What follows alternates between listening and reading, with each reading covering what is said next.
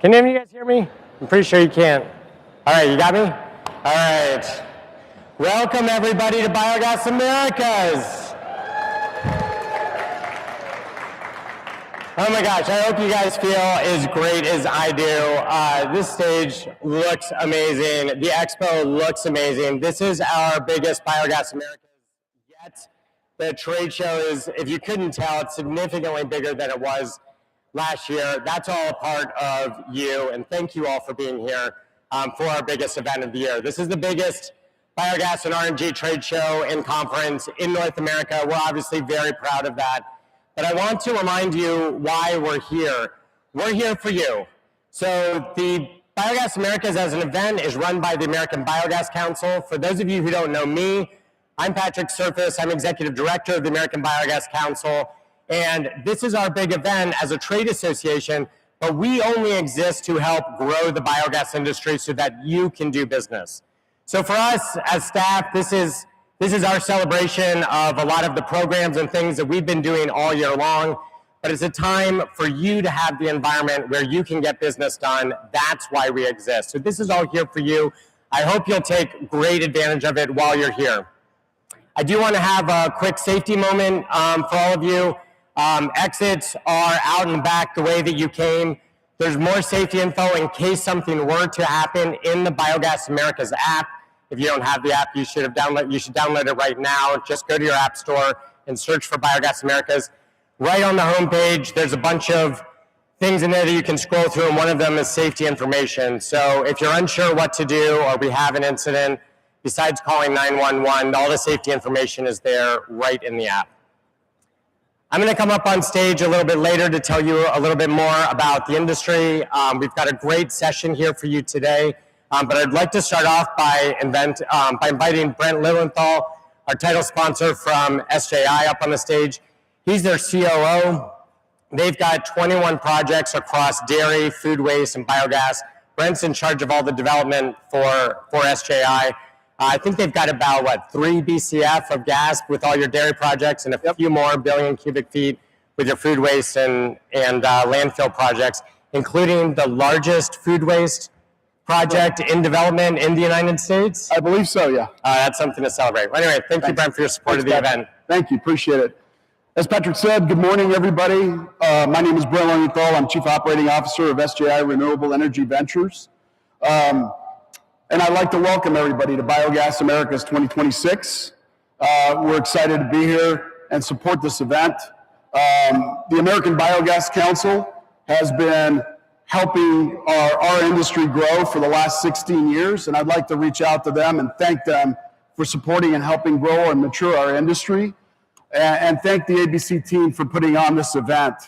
It's through their educational guidance advocacy that is helping our industry achieve even greater goals of helping recycle waste products into more useful products.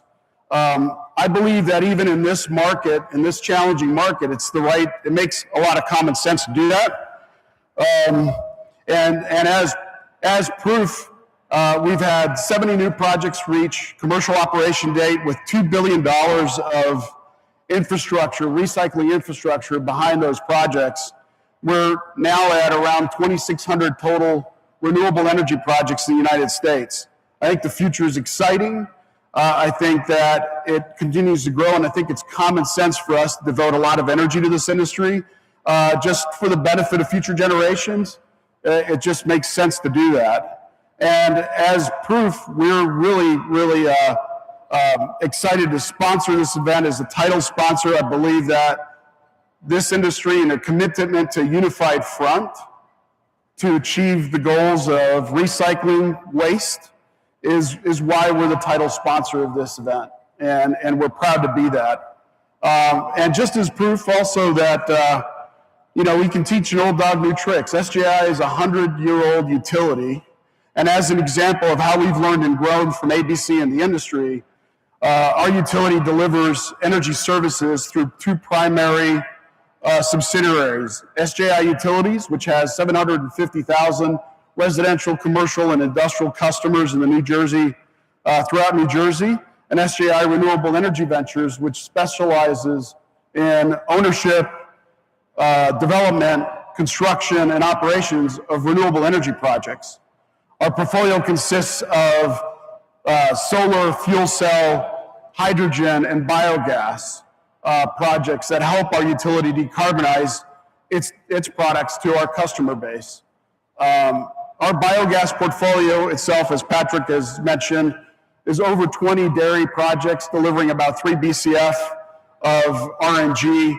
We have landfill that delivers a BCF and a half of RNG, and the largest, I think one of the largest food waste projects doing 1,400 tons a day. When it finishes construction, it'll do 1,400 tons a day of organic waste in the New Jersey, New York area, delivering about 3,700 decatherms a day of RNG. And we're extremely proud. It's a challenging project, but we're extremely proud to be developing that and helping decarbonize our footprint in the marketplace. The way we see it is that's proof that you can teach an old utility new tricks. So with that, what I'd like to do is encourage everybody in this conference to collaborate, help each other, help our industry achieve continuous improvement. I think it's beneficial for generations to follow. There's not only making money, but it's also helping the future generations with waste challenges, et cetera. So with that, I'd like to welcome everybody to this conference and have a safe, productive, and collaborative meetings. So thank you very much. Thank you, Brent. Appreciate it. Thank you so much, Brent. You know, just to tell you a little bit more about the connection between our sponsors like SJI and this event. The American Biogas Council is a nonprofit. We're not here to make money. If we make any money from the sponsorships and the registrations and things that you contribute to the ABC, that goes right back into the organization and invests in all the things that we try to do to grow our policy, our data analysis, our communications, our events, and everything else that we do to try to help you. So thank you again, SJI, for being the title sponsor of this event and all of our other sponsors. I have one more thank you. I'm not sure if they can even hear me because they are so busy running our awesome event. We have about 30 people that are staff of the American Biogas Council that all support me and all the work that we do.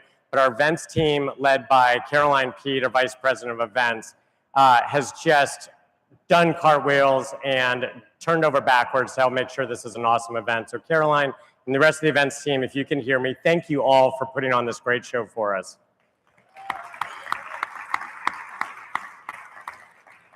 And with that, I'd like to invite Bernie up to the stage. Many of you know him. Bernie is the chairman of the board for the American Biogas Council, and he's been chairman for the last 12 years, been on the board for 15 years, and we are so happy to have him up here leading us for another event in his hometown. Thank you, Bernie. All right, man. All right, knock him dead. I get to see myself. A fine-looking man. Had all these great notes on here, and I probably won't use them.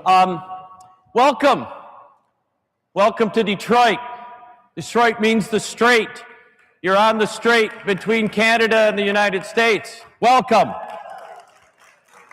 Welcome to my city. So proud to have you all here. If you've been to one of the events with me before, you know that I was raised in the Baptist church, which means we didn't start anything without a little fellowship. So I want everybody to stand up, turn around, and tell the person behind them, thank you for helping me change the world today.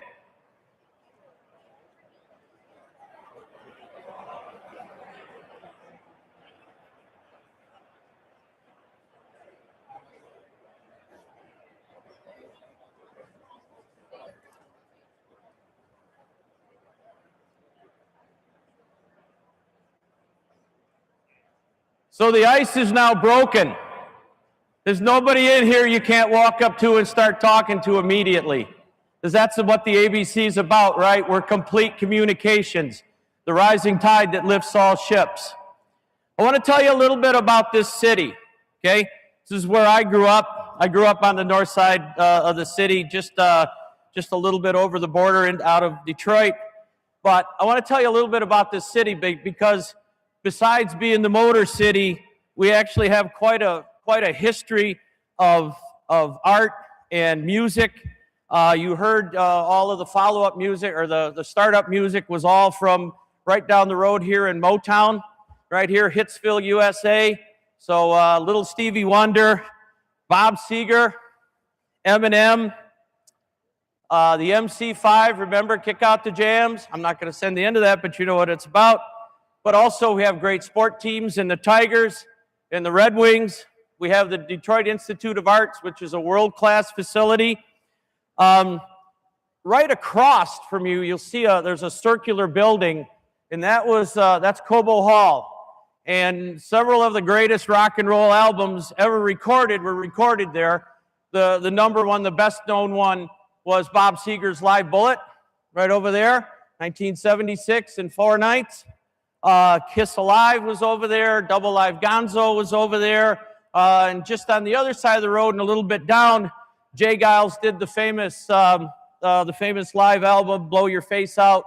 And again, some of the greatest rock and roll ever done. We also have Moby from here. So we have really quite a bit of culture and art. We're also the home. You passed it if you walked here from the Rensen today. It's the Mariners Church. This is a very important waterway in front of you. This strait here, Detroit, the strait. Anything getting into Chicago, anything going up into Duluth or Marquette, or pulling ore, grain, anything like that, grain coming from the Midwest comes across. If it's going to come in a ship on the way down, it's got to come through here. The lakes up here can be very unforgiving in the winter and in the late fall, and so the Mariners Church is, you probably heard the song from Gordon Lightfoot, the church bell rang for 29 times. For the men on the Edmund Fitzgerald, that's the church he was talking about right there in front of you. I'm a little nervous. If you came in the building here, you saw the Bronze Bomber. I'm a lefty, so he was a righty. But anyway, you saw the brown bomber there. That's Joe Louis. Right at the foot of Woodward, there's the right fist. He had a devastating right. And Joe was known from Detroit. He was famous in 1938. He knocked out Max Schmeling in the first round. Max was a German boxer, and this was right at the beginning of World War II. And was seen as one of the shots heard around the world that a black boxer from Detroit had knocked out what was considered to be the greatest boxer from Germany. We have a tremendous sports history here, tremendous music, everything. I want to tell you a little bit more about now how my family wraps in. I told you about some tough people so far, right? I'm going to tell you some more tough people. My family history goes very deep in this city. The famous train station just down here that Ford has just redone into the electric vehicle research facility. That's where my mom came in, 14 years old, from the South. She was put on a train down there to follow her family who was up here in the 40s. They'd gotten jobs in the auto industry. And she came in, and I remember her telling me, 14 years old, she gets dropped off, no idea. She speaks with a southern drawl, and the next thing you know, she's in the middle of Detroit. My dad and his brother left for Korea and World War II, respectively, from that same location. And my dad was 40 credits short when he was drafted to go in, and he never finished a mechanical engineering degree, but he came out as a master machinist and an amazing man, a great man. My father-in-law was part of the group that built the transmission that beat the Ferrari. You've seen Ford versus Ferrari, and that transmission that went into Mach 5. I have the cufflinks from that group. Tough people. My grandfather, on my dad's side, You might think this is a little bit the other way, but again, this is about being tough. We were farmers. We farmed on the outside of town here, brought the vegetables in, back obviously before I was around, and my grandfather was raised in military schools in Russia, and he was the enforcer of the Eastern market. And he was the Polish farmers and the Belgians and the Germans and the Russians. They would be taken advantage of by the buyers. And my grandfather was known stepping off of a truck one day, telling the guy, if you shuck one more ear of corn, I'm going to drop you. I was always told it was 2 punches. He hit him once and he came over the top, dropped him cold. They hit him underneath some tarps the rest of the day until they could get him out. But yeah, my family was one of the enforcers in the Eastern market. How do you like that? Crazy stuff. So maybe that's one of the reasons that I was a Golden Gloves boxer out here on the outside of town. Well, just up on the state fair. So again, it's that tough. Detroit's a tough place. But we've out of that toughness has forged some great things.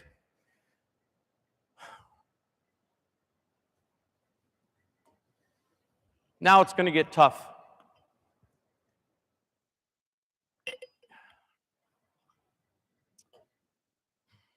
I became the chairman of this organization 14 years ago. When I was given the chairmanship, given maybe not the term, maybe foisted, who knows that line? Okay. Anyway, I was given the opportunity.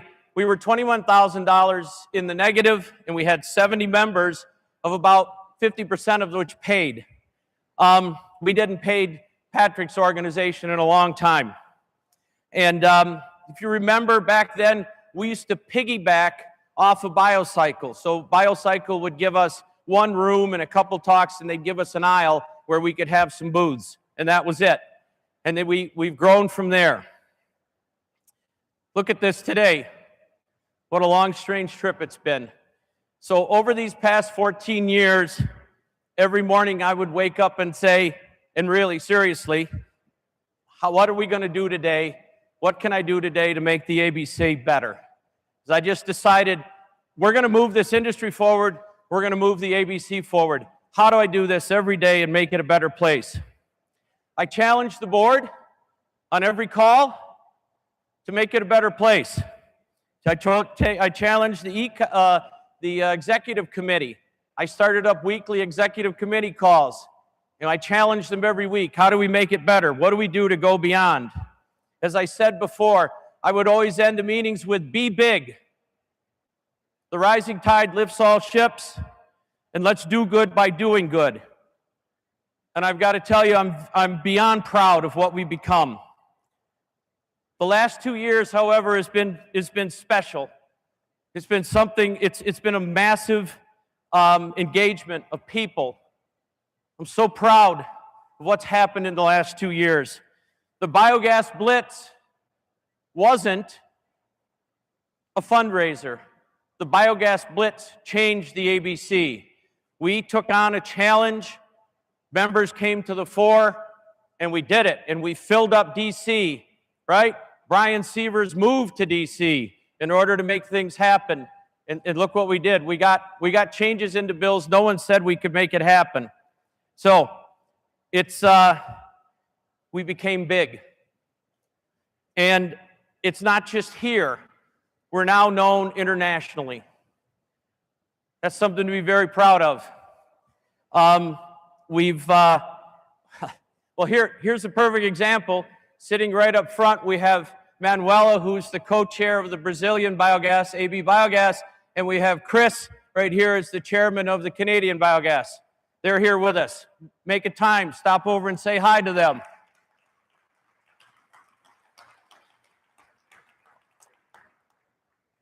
I was invited, I was requested to join the panel of experts in Geneva at the UN a couple weeks ago, and I obliged. But just think about it. The rest of the world wants to know what we think. The rest of the world wants to know what the ABC thinks. And that's all because of you. Somebody challenged you, but you stood up to the challenge because you're tough. The ABC is tough. And once I realized that, once I saw that we had become what I'd always hoped we'd be, is tough. When I saw that, I said, you know what? 14 years is long enough. I've told you the stories of my family, and I've told you the stories of my city, and we're here because we're tough, right? The ABC is an organization, and we've become what I've always hoped we would be. And now I've seen the upswelling of support from the members, from each and every one of them, and the staff, the amazing staff that we've developed, that I've said, you know what? It's okay now. You can stop. You can step down. So we have been tilling against the wind our entire time. There was a song I wanted to play and it didn't get worked out, but Bob Seger's Against the Wind, right? Always fighting against the wind. We have been tracking into the wind for a long time. And Mom, forgive me for this. I'm going to say something about myself. I never took my hand off that tiller. I never took my hand off that pointing straight ahead, because we took a bearing, we decided where we were going, and we held to. And no matter what happened, we always held that line. We always made through it. We always beat the storm. And we won't stop now. So, as I said before, I've decided to make this the end of my chairmanship of the ABC, starting in a few minutes. Because again, I know the board is tough, and I know that our group is tough. So I'm going to stay on for the next year in a past chairman's role. So you haven't gotten rid of me. I'll be on the executive committee. I'm still on the board overall, but it's come to the time. So the board of directors has elected a new chair, and it's Randy Beck, and I'd like to have him come up here.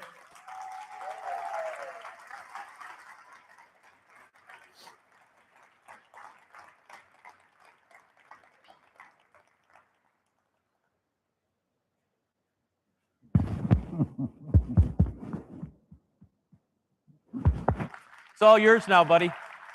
Thank you. Thank you, Bernie.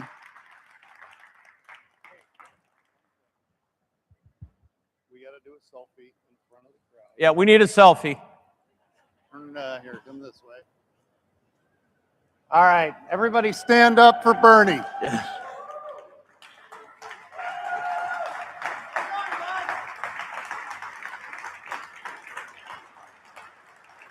Thank you, my friend. You're going to be in good hands. And like I said, for the next year, I'll be around. So I got to read this, because every time I try and remember it, it doesn't come out right. From the bottom of my heart, the last 14 years has been the greatest honor that a group could bestow on one person. Thank you so very much. Thank you.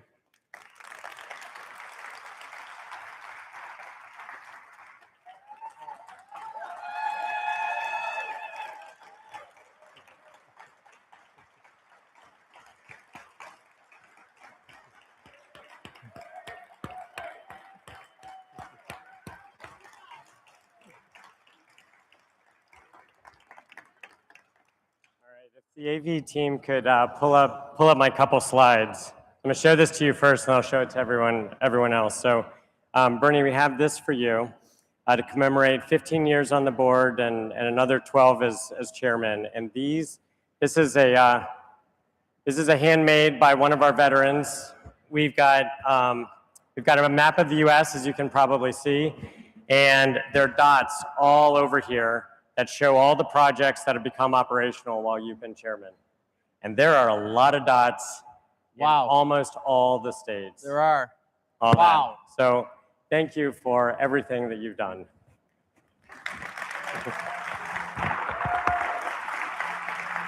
Here, turn. So I've got a little bit more here. So normally I give a state of the industry talk, and we're doing something a little bit different because we're making this major change in the leadership of the ABC. But I wanted you to be able to see where we are and where we were, and especially for Bernie to be able to see where we've come while you've been chairman. So here's the total biogas production in the US. So we're just shy of 1 trillion billion cubic feet in 2026 today. That's up 71% from when you came in as chair. And you came in chair so early in the ABC. He's our third chairman. I don't know if you saw it, if you said that, but it's our third chairman.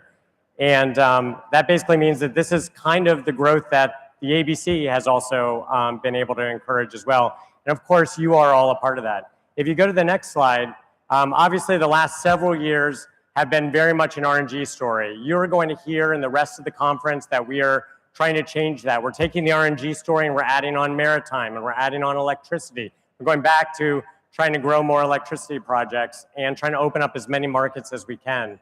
But if we just look at that RNG growth, man, almost 7 times growth of RNG just in the last couple of years. You can see where that's come from. There's, the slowest is 2x growth, which is fantastic. Yeah, we got work to do in the wastewater industry. And if you show the last slide here, here's just a bigger version of the map here that we have. These are all the new facilities that have come online over the last 12 years. Thank you, Bernie, for everything that you've done for us.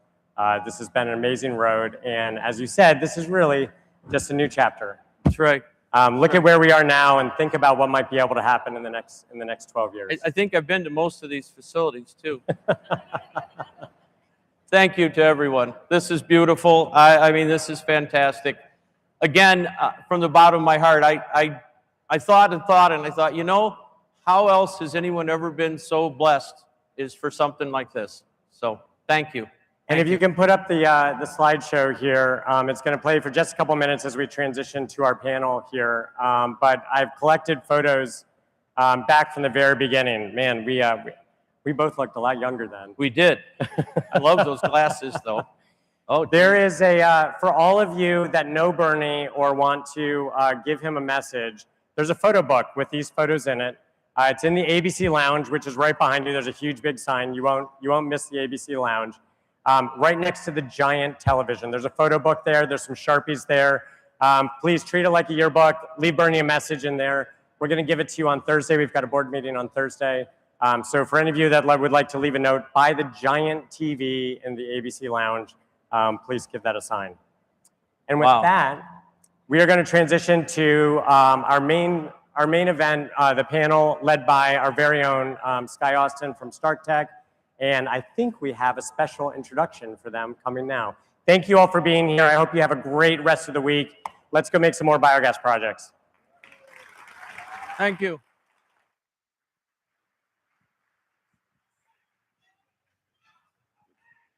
All right, good morning, Biogas Americas. Today's keynote is New Horizons and Current Challenges Shaping America's Biogas Economy.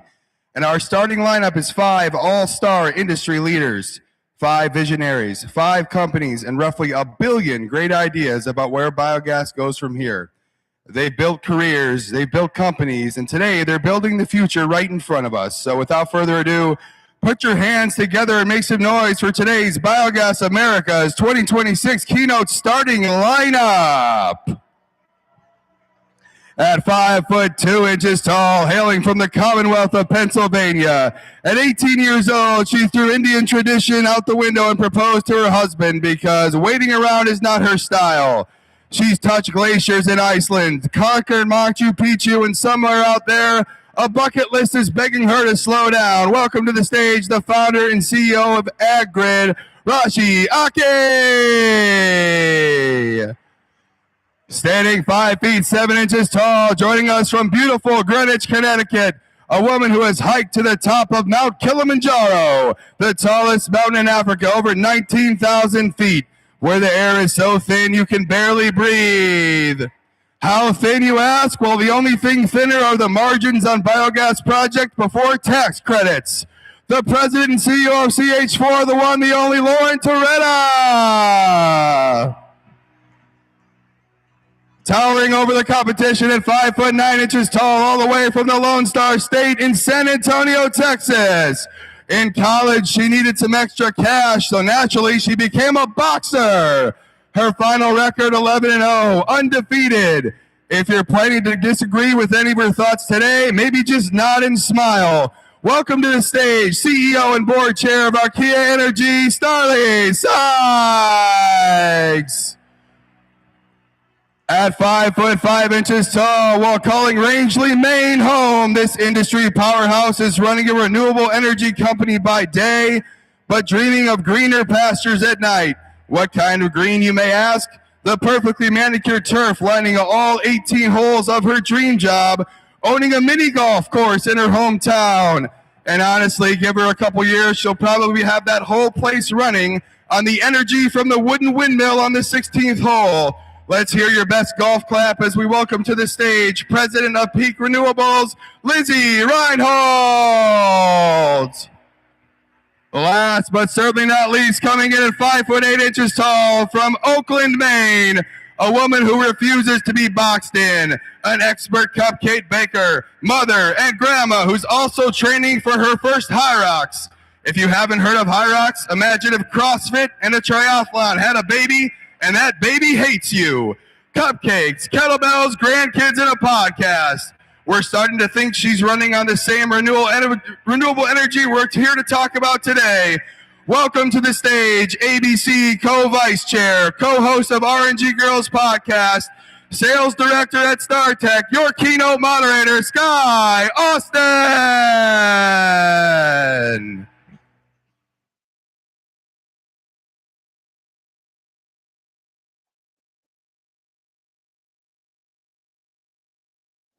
All right, I need paper for this because I've had a few things on my agenda for the day. Well, welcome to what I expect will be one of the most candid and forward-looking conversations at Biogas Americas. The four people on this stage represent a cross-section of the industry's most accomplished thought leaders, whose expertise ranges from project development to finance to policy and operations. We're going to cover new horizons, honest challenges, and hard-won lessons. And get excited for the rest of the conference, because there are many of the topics that we're talking about right now are covered in the sessions that you're going to experience over the next 2 days. So let's get into it. Biogas is stepping into a new chapter with multiple emerging opportunities gaining attention. From where you sit, are they real, scalable opportunities versus ideas just finding their footing? And is it just noise that's crowding the industry? And what really makes the difference? Let's talk about international markets. Think marine, think anything that's going to open up our markets beyond our country boundaries. Lizzie, I know you were just in Europe. What's your take on things? Yeah, no, my microphone's working, okay. No, I was just in Europe at a maritime conference, and so when I think about sort of what's shaping the industry right now, I think it's interesting to think about. There are a lot of opportunities, a lot of horizons. You have to think, is it scalable, right? Is it repeatable? Is it something that is going to be able to be lasting and long and give us the clarity we need as an industry? I certainly think the maritime market is an opportunity that is on the horizon. It might take a little bit longer to mature than we thought, but to me, based on the conversations we're having on the Maritime Committee, and we're going to talk about a lot more on a panel later this morning for those who want to join. To me, I think that market is actually being driven more by technology. So, in the maritime industry, folks want LNG, they want access to bio LNG, and while all of these regulatory frameworks get stood up, the voluntary market is already emerging. And to me, that's an amazing opportunity for us to expand beyond what has traditionally been a very domestic market, a market that is so policy driven and even, sometimes politically charged, creating a lot of uncertainty. And I think we see that now to actually having new markets to expand to. So maritimes, there's opportunities to, start selling more gas to natural gas companies like Summit, who I work for. So to me, that's an opportunity. I think the other one that is even more immediate is the opportunity to start really monetizing ancillary revenue streams. So we aren't just driven by a renewable gas market. We're driven by, fertilizer opportunities, CO2, all of those ancillary revenue streams that actually make our projects that much more circular, that much more waste-free, and really recycling every single piece of the puzzle. Now, the rest of you on the stage all have electric projects, right? And we've heard a little bit about how there really needs to be a little bit of a resurgence in the electric market, given all of the demands that continue to present themselves across the country. What is getting you excited about the electric market today? I think, Starlee, we can start with you, and then I'd just like to go down the line. Yeah, glad to. So great to be here today. Thanks to everyone for joining, and thanks to Sky and the team for putting this great panel together. Just to echo a bit on the international markets first, and I'll talk about electric. I am also very supportive of the international markets. I think there's a lot to do, and we should really focus on maritime in particular, and what we can do to advocate for more pathways there. It's all about demand, and I do believe that there are international markets that we can play in. BP recently did a deal, it was just a pilot, small, with a Japanese utility around kind of actually taking physical Archaea gas via LNG directly into the market to help with the renewable goals they have in the Japanese utility. And so we're really excited about those opportunities, not just the US and Canada, but also kind of physically where can we get our gas directly into the Asian market. Electric is definitely a focus as well. We have quite a few landfill gas to electric plants that we're very proud of. I think as the markets change, as demand gets constrained in the dispensing market here in the US with the current kind of environment and lack of pathways, electric is becoming more attractive. It is about data centers, that's a huge piece of it, but it's also about particular power markets where it makes sense and it could be supported of landfill gas directly into the grid. I think data centers are a big conversation. We are excited about data centers, but we see RNG as part of kind of bundled solutions in most cases where we would put RNG with other renewable solutions or brown gas solutions to provide the products that their customers need in order to run the data centers. Lauren, what's your take? Yeah, I think as CH4 got into this market, it was through the 1603 Treasury grant, which Tyler was kind enough to point out. And that was in 2011. And that's when there was a real push for electricity. And then we've seen that sort of evolve with other energy sources. I think the demand for energy, no doubt, is growing. And we see that internationally, we see that locally. And I think for the biogas, we offer a really unique solution in that we're baseload, obviously, distributed power solution. We play a unique solution that other renewables can't play in, and also provide people in the US with an opportunity to have renewable energy right at home. Rashi? Okay, so I have been in the biogas sector for almost 10 years with Agrid, 3 years prior to that with DuPont. And my take has always been connecting dairy farms or small farms, small ag, into big fuels. And I think there's 30,000 dairy farms in the country today. And we can do RNG projects on 10% of them. If you want to really expand the market, you have to go to electricity because the farms become smaller and smaller and smaller. So that's kind of where I think that we can do 3,000 projects, not just 300 projects. We can 10x it, but we have to think of those smaller, even more distributed generation. Now, already we're doing a great job of taking even the 300 farms and connecting it to huge companies like, BP, Shell, Chevron, like we're making the connection already.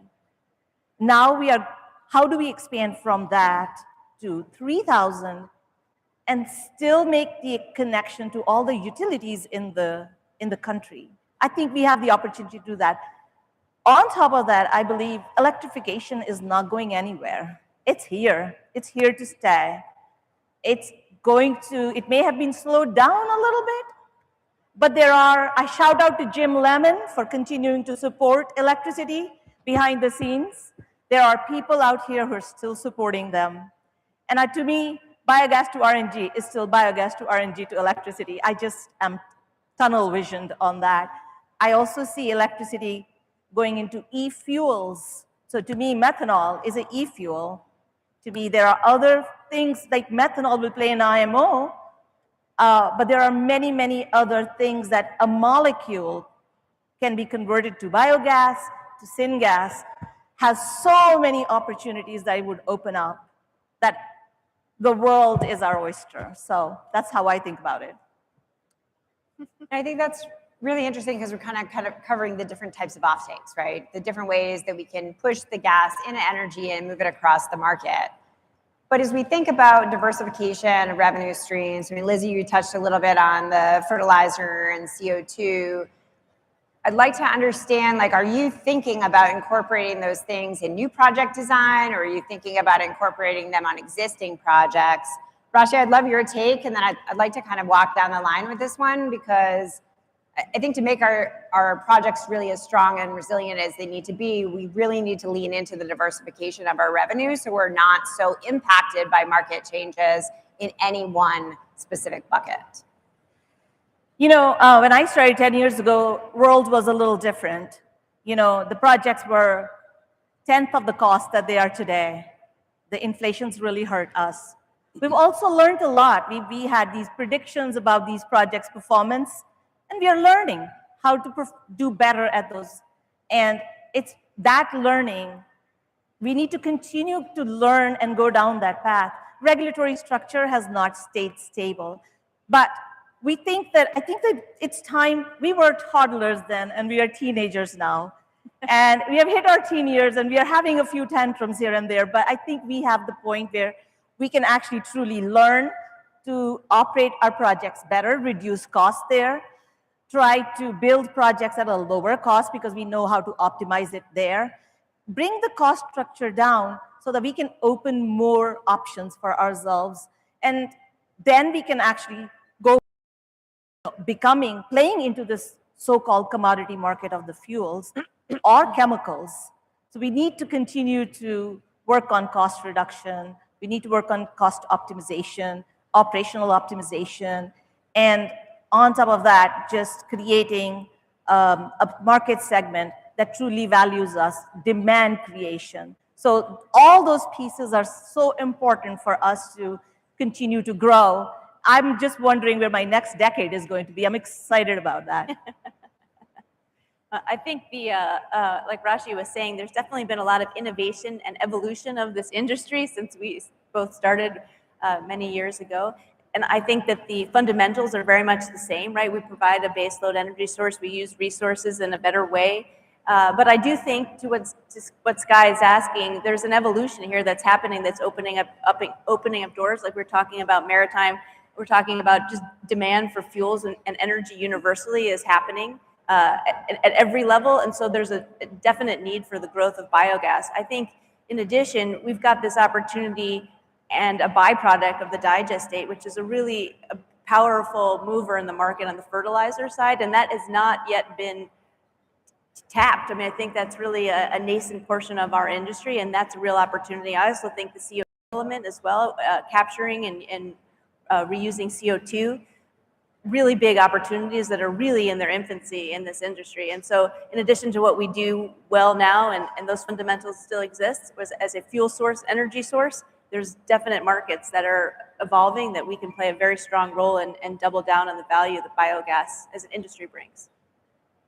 Yeah, I think I'm building on what Lauren and Rashi said. I mean, I think there's massive opportunity for continuous improvement in this industry. It's still a fairly kind of young industry compared to kind of other ones that I've been involved with. And just seeing the amount of improvement from a capital productivity perspective, from an operating efficiency perspective, that is still available to access is absolutely massive. We've seen, just as we brought kind of a lot of plants on over the last few years with the scale of Archaea, bringing that together with some of BP's operating capability from operating plants for years and years, we're seeing massive uptime improvements, and as well as methane recovery improvements. Just from a year ago to today, it's kind of, double-digit improvements across all of our metrics. So really excited about that and kind of where this industry could go as we continue to learn and improve and get better and operate our plants better and collaborate better with our partners. I do think there's huge opportunity for CO2. It has been a waste product. It needs to not be a waste product. We need to find a way to monetize it in a more sustainable way. We are piloting work and kind of doing the front end work on the CO2 monetization. We haven't brought it to market yet, but it's definitely a huge focus for us. And one of our team members will be leading a panel, I think it's tomorrow, to talk about CO2 monetization. And we'd love to hear ideas and kind of work together as an industry to make it happen.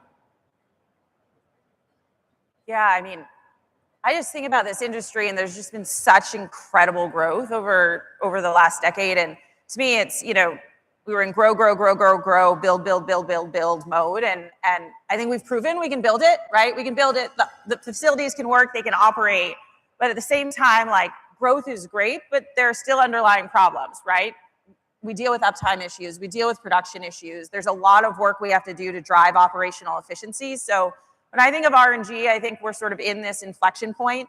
We're in a build mode that we were in. We need to move to an operational optimization mode. And I think that's where ancillary revenue streams come in. Like, my interest is really saying, where are the underperforming assets?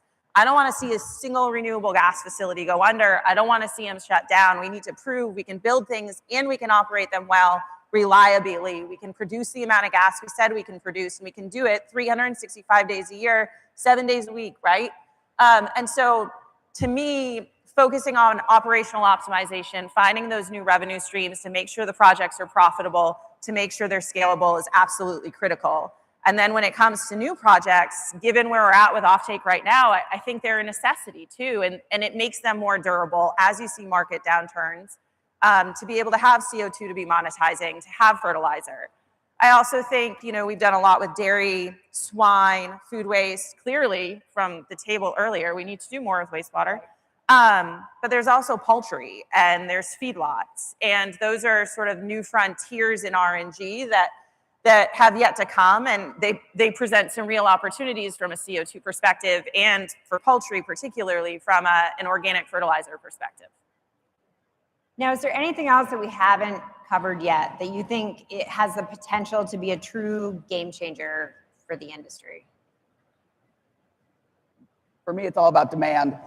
So I think right now, in the environment we're currently in today, we've got to find new pathways. So whether it's renewable diesel, or whether it's refinery pathways, maritime, we've got to work together as an industry to move beyond just CNG dispensing from a DC perspective, and really find additional ways to access demand. The supply is there, and we can continue to build more. But if we don't have demand, then it's going to be very difficult for our projects to be commercial. We have many that are right now, but the future really is about increasing those pathways to make sure that the demand is strong for our products.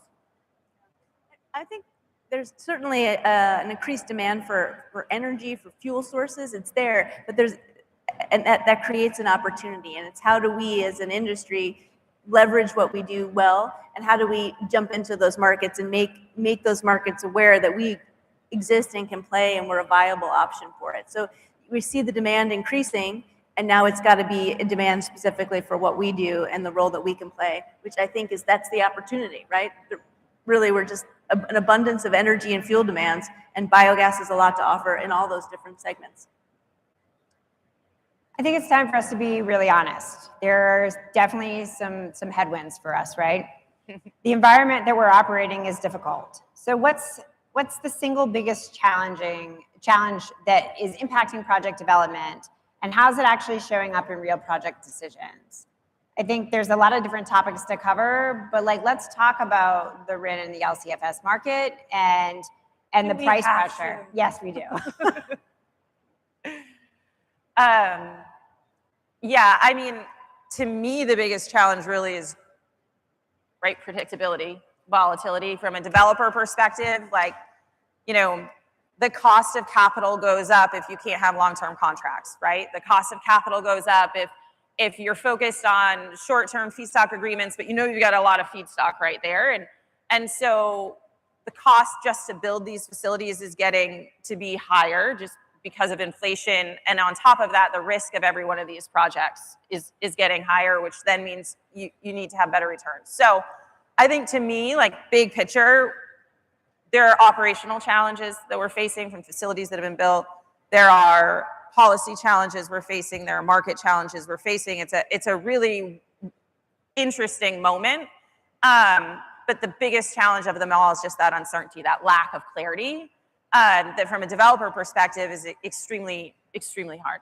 So it's more than just the price pressure, it's the uncertainty in contract length and duration that's really impacting. Being multiple years into 45Z and not even knowing how much I can monetize it for, right? Like when you have a dairy digester and you're sitting there and you're trying to pencil, I don't even know how to do a pro forma right now and include 45Z in it because you don't know what poultry is going to account for. You don't know what dairy is going to account for. And that type of volatility and lack of clarity is just a massive problem. And how are these uncertainties affecting, the rest of your projects? Yeah, I mean, go ahead, Rashi. Yeah, I think I always go back to my roots. So 10 years ago, we were doing these projects. We were looking for grants. We were looking for tax credits. We were looking for USDA-backed financing. And we could do the project. So today, when I sit here, well, tax credits aren't there. USDA backing has gone away. Grants just aren't large enough anymore for the scope of the projects that we are doing. A $500,000 grant was a big deal 10 years ago. A $500,000 a grant is just not as big of a deal at this time. So I look back and say, how does this business model really work in today's market? And what is that? Even the equity partners, we didn't need as much equity. Now we need a lot of equity. So there's a switch around, and I want to again shout out to John Ellis from Celtic Bank. He's the pioneer, he's the well-wisher of the biogas industry, who's now saying, hey, I'm willing to give you financing without USDA backing. We need people like that who believe in our industry and take us to that next step, because they know enough, they have the burned scar marks, but they still believe in it. That's where we are. And so I think there are plenty of pioneers here right now, but I just wanted to shout out on one of that. But there are also EPC providers. How the model has changed. 10 years ago, an EPC provider would do the whole project. Today, I can't have an EPC provider. I can't afford an EPC provider. We need to reduce the cost. So I sit here and we just have to be nimble, willing to change our business model and work with the people who truly understand the depth of our industry. The demand side, my opinion on demand side is because we create buckets of energy, within the energy, we struggle with what is the demand on RNG, or what's the demand on methanol, or what's the demand on electricity. But to me, energy is energy. And sources of fuel today are fossil fuels. Our goal is to go to renewable fuels and work on all of the energy sectors. And we start to think like that. The demand is there. We just have to categorize it differently in my mind. And we need to move to that structure at some point. So that's just my take on it. Yeah. I think as the industry has evolved, the challenges have evolved quite a bit. I think when we first started, no one knew what biogas was, and that took a lot of upfront education to make that industry, make the industry, right, and make people aware of what it is. And I think we've crossed that. You can see from this amazing conference that people now know what biogas is, and they come and they support it. So I think the challenges have evolved. The challenges now are also where the opportunities are. I think the uncertainty in the market, in the short-termism or long-termism, it's the challenge, but it's also the opportunity. What market are we going to play in? What's the best way to optimize our biogas? What's the best way to optimize our byproduct? So that's both the challenge and the opportunity, and it makes it hard but exciting. No, I'd echo that. I mean, I think I'd start with, generally, I'm optimistic. I think there's a lot of running room for this industry, and a lot for us to do as a group of leaders kind of working in solve these problems and bring more biogas to market. I am very optimistic. We still have a large development pipeline of projects that we plan to execute and bring forward, and we're excited about it. But, depending on your perspective, they've got to have the right returns. And there's places where we're challenged, whether it's kind of capital prices going up, or whether it's the rent shifting along the markets, more going into marketing fees, more going into, royalties, or what's being asked from our partners. And we've got to find a way to make a return if we're going to develop projects. And so we are being more selective about what we bring forward. and we're being more thoughtful about kind of how we build our contracts in a way that makes sure that we can be, careful with the capital dollars we're spending. And that will continue to be a theme for us. So optimistic, but also recognize that if we want to bring the full potential of this industry to bear to the market, we've got to find a way to get a bit more creative and collaborative in the way we work with our partners. Now, we touched a little bit on the USDA funding pause, and I think, a lot of that came about because of some failing projects, and that's just the reality of what it is. I mean, what are your thoughts about how we move past that narrative as an industry? And like, are you feeling the tension that black eye kind of brought into this space? I guess we'll start with Lizzie and we can walk down. Sure. I mean, yeah, I don't know. I've been feeling with this industry for a while, it's like there's just lots of balls in the air. And my whole view has been, let me build a team of Swiss Army knives that can sort of pivot and jive with where they land. And I think that ball didn't land in an ideal spot. But I also think it provides a sense of clarity, right? Like the performance piece of our story is a critical piece that we have to lean in on. We have to be focused on how do we mature the industry and mature on how we're operating facilities. So, to me, given where the offtake markets are right now, yes, ancillary value streams are an opportunity, but there's also this, incredible moment for us to say, how do we reinvest in projects we already have? How do we think about how we optimize for the future? How do we be utilizing AI to better understand what's going on inside our digesters, what's going on with the biology, so that we can really get sophisticated about utilizing enzymes and nutrients to be able to boost production and be more consistent in what we're delivering. So I think it's a really great moment, as hard as it is, because every industry goes through this. Solar went through this, right? You build, and then projects aren't necessarily working the way you thought. It's an incredible moment to be able to refocus, reinvest in the facilities we have at the same time, so that the next set of projects, when we go into build mode again, you're seeing better projects, more consistent projects from the moment. You don't need a long ramp up period. So to me, that's why I actually really love the idea of doing a lot of new investment in already built projects that just need to optimize. It's an exciting moment, I think. It's like it's a force to become more sophisticated as an industry, and I think that's probably going to move us forward. Skylar, what are your thoughts? Yeah, no, I'd echo that. I mean, I think that the landscape's really interesting right now. And, I do think whether it's, funding or kind of other issues, clarity around 45Z, what does that mean for the PTC credits? Will they get extended? All of these are questions that I think we're wrestling with as an industry. And it is a time for us to kind of optimize what we have and make it even better. I always say, if we can get, a little bit more gas out of our existing facilities, that's a lot better investment than to go build a new plant. So I think it's an and conversation, developing the projects that make sense, but also thinking about how we can make our assets more productive and more effective today.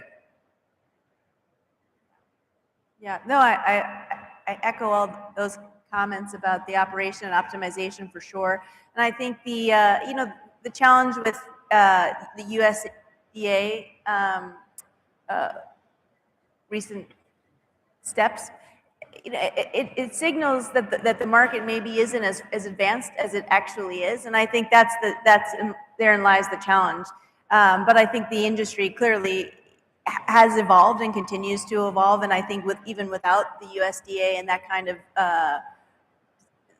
public support, there's a lot of private support, and there's a lot of evolution that's happening in the market to support the projects, and the industry is continuing to improve, right? We're seeing the optimization of projects. We're finding ways to source better, to technology advances. So even while there's maybe a more public signaling around from USDA and things like that, I think the market itself continues to be robust. The proof of the projects are there. Optimization opportunities and technology innovation are happening regardless. So just to add a little bit to this discussion, I think one of the big things, I'm a researcher at heart and an engineer at heart. So my thought process is to continue to improve. First of all, we need to learn from the Europeans, and hats off to all the Europeans who still show up, even when the demand is a little weak. I definitely want to acknowledge that, because to still invest in our country even while they're figuring out how to really grow in our country and having a little bit of a shaky demand. I really am thankful that they still come and they still want to stay and they still want to grow with us. So, but they are bringing us a lot of technology. Europe is a mile a minute ahead of us, right? So how do we learn from them to do what we want to do here and do it better? Secondly, how do we all as a globe learn about R&D? I mean, I think R&D in this country has taken a big hit across all markets. R&D is just not treated the same way as it was, with respect, as it was 20 years ago. I'm a R&D geek, so I'm going to say that. And we need to do more R&D. We need to do more R&D. Imagine if we could produce twice the amount of biogas from the same digester. Imagine if we could multiply the amount of feedstocks coming in a simpler system and truly go to that next level of maybe not just twice, maybe 5 times, maybe 10 times. What are those catalysts? What are those enzymes? What are those pieces that we can bring together? And that R&D needs investment. So we need bigger partners who are willing to put 1% or 2% on R&D so we can continue to take our investment today and continue to actually get more out of it. Not the same, not less, more out of it down the road. That is my dream. And so I'm hoping all of you would join us in that dream. So speaking about development in general, like there was a time when, you know, we all rely on partners in this industry, whether it's landfills or food waste partners or dairies, or it all depends on your project. But there's a changing shift in the expectation of what those waste partners can expect from the R&D industry. And I think that would be a good topic to talk about. Starla, you want to? Yeah, glad to. So, I mean, I think partnership is the right word, and I think, you know, so many times in business, people are arguing about who gets a bigger slice of the pie. I think the key is to make the pie bigger, right? And that's where we just don't spend enough time. And so I think working with our partners, whatever the waste stream is, in my case, it's primarily landfill, to talk about how do we work better together to make the pie bigger, for us to produce more gas, for us to do it in a more efficient way. And that takes, collaboration on operations day to day at the local level. It takes the right contractual arrangements. It takes very much a win-win mindset rather than a win-lose. And it's really around how do we think about this in a different way so that as we deal with the challenges along demand and just complexity of the market and the commerciality of the market, how do we both win and come up with a better outcome for our industry? I mean, I think another challenge is, as we're constantly trying to explore, new ways to innovate and provide more value into this industry, we need to be really mindful of the environmental downstream of what we're doing. So Lauren, you and I kind of chatted about that a little bit. Do you want to give a little thoughts about fertilizer and what some of those challenges might be? Yeah, absolutely. And Sky and I were talking about this, and I'm going to do a plug for her PFAS presentation later today. But I think that we as an industry are part of a much broader system, right? On the energy side, but also on the waste side. And I think increasingly we're hearing about PFAS and the impacts it's having on our industry, which are not unique to our industry, but in fact impact many industries. And I think this is something that we need to keep a close eye on and pulse on in terms of how the regulations are going to impact us directly, but also more broadly in sort of the waste side of the industry. And that's going to be a big deal. I think it's building and becoming more discussed. A lot of uncertainty on how that aspect is going to pan out, but certainly something that supersedes this industry and something that we need to obviously keep a very close eye on, as it can and will impact us in the short term and long term. So I want to close this with something a little bit different. This is an extraordinarily accomplished group of biogas professionals, and each one of you has earned the seat at your table. So whether someone's new to the industry in this room or just starting their career or trying to figure out what's next, they're looking to this panel thinking about what it takes to get to where you are. So what's the most valuable lesson that you've learned the hard way, the one that's changed the way you lead, make decisions, or approach your work? And I'd like to get an answer from everyone. Izzy, start. Yeah, I think I have two. I think the first one is really that it's not about you. I think, you know, I have a CEO at our company at Summit, and he actually has it on his phone. It's not about me, right? Business is about tough choices. Doing work like this is about tough choices, and it's so easy to sometimes take it personally, and it's never about you, right? It's about the mission, it's about the vision, it's about the problem you're trying to solve and how you're gonna solve it. And I think the other one is really getting comfortable just being uncomfortable. And I'm a bit of a control freak. I don't really like to be uncomfortable. The development world is a great space for a person like that. But I grew up skiing, and I was reminded of this recently when I was skiing with some of my my team members. One of my team members, Nick, he said, "If you're not falling, you're not skiing." And it reminded me of when I was a ski racer, and my coach pulled me aside and was like, "Hey, there's no reason why you're not winning these races. Technically, you're just as good, but you're racing not to fall, and other people are racing to win." And I think when it comes to development, when it comes to renewable gas, you need to be teetering on that edge of just being so uncomfortable to get the projects done and be willing to take those risks. And if you're not taking the risks, you're leaving too much value on the table. So I think those are sort of two things that I remind myself of regularly, and I try to feel really positive when I feel uncomfortable. It means I'm probably stretching myself and stretching the goal a lot harder. Yeah, I think Lizzie nailed it. But just to build on that, a couple more things. I mean, I think for me, seeing the opportunity and change. So our industry and kind of the world in general is constantly moving and constantly changing, and that can be exhausting.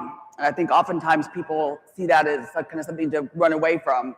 But if you could see the opportunity and change and dive in and really go for it, I think it can produce a lot better outcomes, and you'll be the one to kind of come out ahead in the long run. And then the second kind of learning I would say is similar to one of Lizzie's, which is really it's about the team, it's about the system. And so thinking beyond just yourself and kind of what you're doing as a leader, but thinking more about how you can make your team more effective and your organization or the system more effective, I think is a lot better mindset in order to make progress. Yeah, no, I absolutely second that on the team side and the partnership side. I think all of this success in this industry is predicated on having great partnerships, whether they're in your company, outside of your company, as we're shaping an industry that didn't exist, and get people's willingness to work and be uncomfortable and try things that are new. I think that's what makes this industry exciting. It makes it rewarding. I think as an entrepreneur at heart, living on the edge of uncertainty is sort of where I would gravitate to normally. And I think that there's so much opportunity to shape things that nothing is. There is no sort of status quo, right? All the rules and statutes and regulations, they were written without us in mind. And so now we have to figure out how to make them with us in mind. And I think that's an exciting place to be. And of course, it generates a ton of uncertainty, but I think that's the opportunity that we have in front of us, is how do we shape this and grow this? And every day brings something new. So it's never boring, never boring. Well, my son works for me. It's been 5 years and he hasn't quit. So my advice to all the young people is, hey, can you actually say there is any industry that actually reduces greenhouse gases? This is the only one, right? Can you really say that the resources are truly the waste and do something beneficial with it? This is the one. Can you say something where you can actually do engineering, you can do relationship management with farmers or your, whoever you're working with. You can have food waste suppliers know where to put their food waste. There's so many pieces to this. You can have fertilizer coming out of this whole system. The system piece is so exciting that everybody with different personalities can find a place to fit themselves in. And that, to me, is just the reason to be in this industry. So biogas sits at the intersection of agriculture, energy, the environment, and policy. how has working in this industry shaped you as a person, not just a professional? We can start with you, Rashi, and we'll go back down. Okay, I completely missed the question. How has this industry shaped you as a person, not just a professional?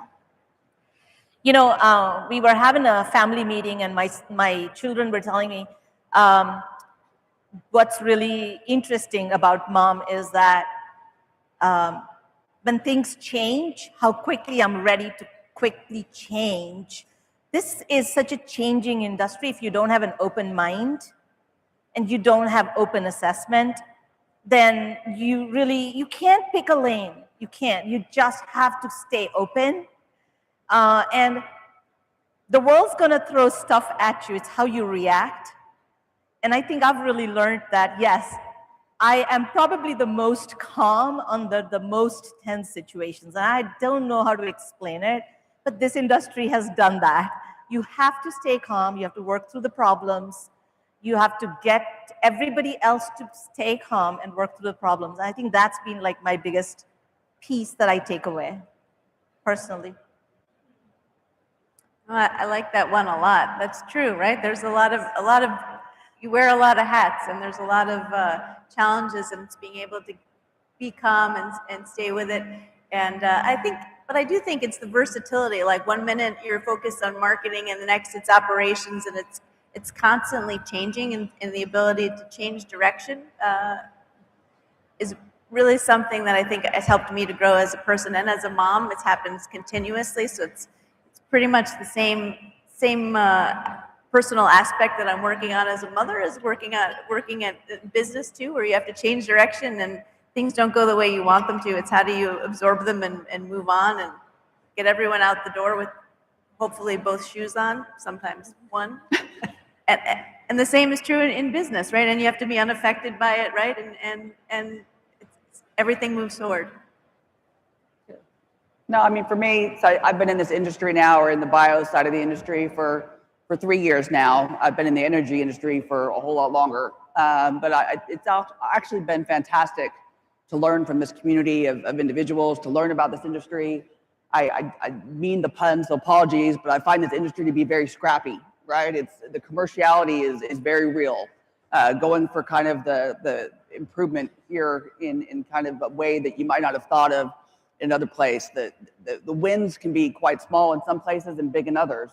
But I think for me, it's been really energizing to learn something new and to be part of a community that I think is pretty impressive in the way that they've developed over time. So personally, the energy industry has shaped my life. But in the last 3 years, the bio side of it has been just fantastic to try something new and to learn again. Yeah, those are all great answers. It's always fun going last, right? No, I think for me, I think it really teaches you to be humble. Like, to me, like, the great thing about biogas is no one person can build a project, right? You need biology and technology, you need stakeholder engagement. There's so many different components to it. And I just think bringing that curiosity every day, knowing every single person in the room or who you interact with or talk to as something to teach you and is going to add something to your next project or the next deal you're doing. Just thinking today about the depth we have, Bernie standing up here, having given so much to the industry over the last 14 years, and how lucky we are that then we have a new leader in Randy Beck at ABC who's going to come in and bring that same depth of knowledge. And to me, what's incredible is so many of us are competitors from a development standpoint. Maybe we're bidding against each other in an M&A deal. But then you go into a venue like this, we all want to share knowledge. We all want to share information. Everyone's bringing something new to the table. And I think that is something that is relatively unique, but just so incredibly special. And making sure that you create space to be able to absorb all that and ask the right questions and bring in that information is just, to me, really helpful. So if you could say one thing to a person who's wondering whether they should bet their career on the biogas industry, what would it be? One thing. Well, you could say two things. I mean, I would say, hold on.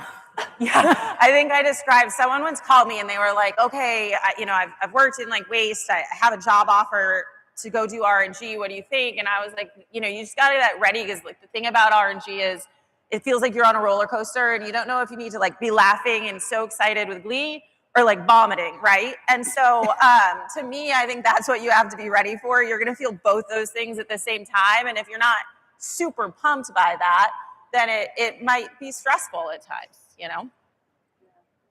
I think I would just test and say, you know, what kind of curiosity level do you have? Because you've got to be curious and you've got to be interested in a wide range of things, and you've got to want to go out there and learn about things that may surprise you.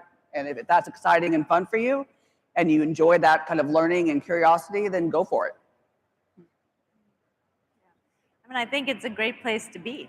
So I wouldn't do it any differently. I think the intersection of business and the environment is the forefront of innovation and the economy, and creating jobs and helping the environment. I mean, how could you not get behind those kind of things? So I would say to someone considering it, there's just a breadth of opportunity in many different segments and ways that this industry can be involved. And I think it's always exciting to be part of something that's on the upward trajectory. And I'd do it all again, and I'm still doing it now. So I would encourage people to do the same.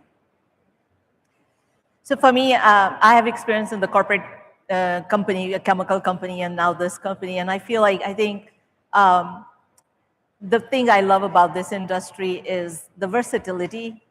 And if you are one of those kids who is just coming in, trying to figure out where to pitch your tent, you can find a spot in here, find a mentor, find a sponsor, follow them, and figure out where you really want to be. And I think there is space for everybody here. And I think young people, it's motivating for me. And I'm pretty sure younger people can see themselves in it. And that's what we want. We want more people to join in the space, join the passion, join the journey, because we need this.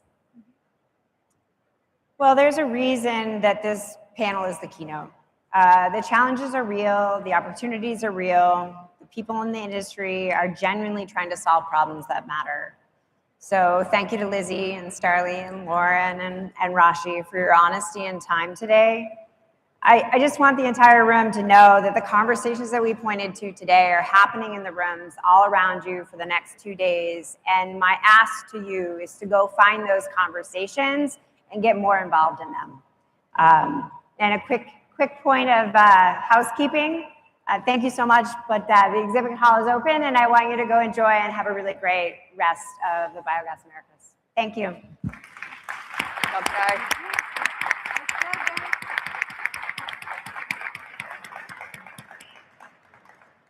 Oh, picture? Yes. You take a selfie. We're gonna selfie with him, but I can't. I was like, I can't do that. You have to come bring your heads here. Come to the middle.